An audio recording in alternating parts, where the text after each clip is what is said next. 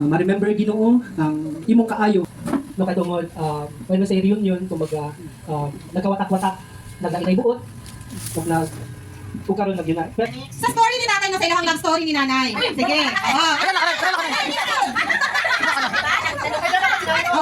Sige. Kinsa ang makatubag? Pila ang edad ni nanay kung gikawatan siya ni tatay og kiss sa aping? Kinsa una daw? Sige, mi. Pila man mi? 16. Mali. Pila? 14 total? Mali. Minor pa, minor. 19. Ay, wala sila ba mga sino? Sige, mapapisa. Guess. Nanay, Oo. 15 ang edad. 15 yan, may kape.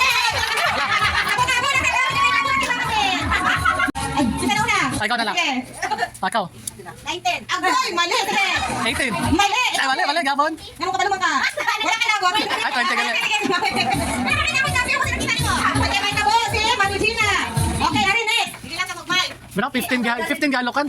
20 gikas. Ano ba yan? Ang kwento ni tatay, yung sa tuya ang ginaingon nga kanibor niya kay nanay. Mali. Hello? Kali pala tatay. Teka lang. Sana.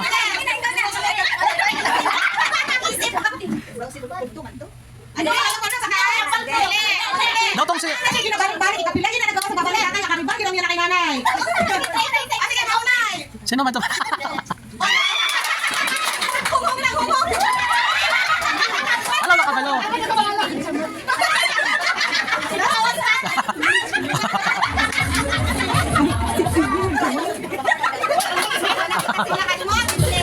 Okay, next. Kani, ginabalik-balik po ni tatay. Hatong nakita daw niya una si nanay. Natubuan daw siya og.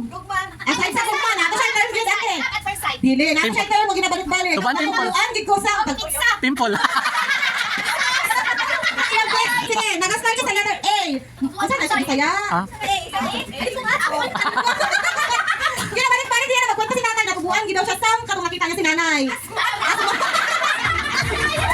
Talaga? Apple daw, apple. Wala. Ay, ano to tayo? Ano kung nagsubo sa imo kung nakita mo si nanay? Ay, wala na. Amor to tayo? Amor? Ano nang amor? Amor, love. Love. Pero ang term mo ginabalik-balik lang si tatay nga word is amor. Natubuan ginaw siya amor kung nakita niya si nanay. Wala na yun.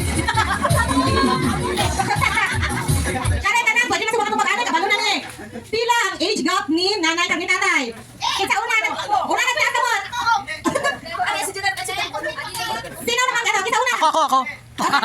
Pila ang minute? Pila? 8. Sige, 8 ka to eh. Ang gap ni nanay kag ni tatay. Are, next, kinsa makahatag sa exact date Yaman. tong gikasal si nanay kag si tatay? Ang mga beng. Kapag ni kanay kang wala ni ka sa tuig ha, so si nanay mong muna na kung tama or mali. Grabe ka kalsan mo.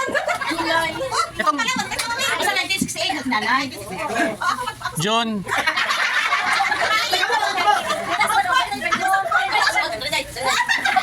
Kaya 1968 o karon. Ang kasal ni nanay kay kuno June 29 man kuno. Ang kasal ni nanay is June to 1968. Okay, yay! So, wala na siya natin sa mga trivia games. Next time, at saka si nanay. Ito na golden wedding. Iyan na natin kay hangtod sa ano, di na natin makalimutan ang history ni nanay kag ni tatay. So, thank you sa tanan. Yes.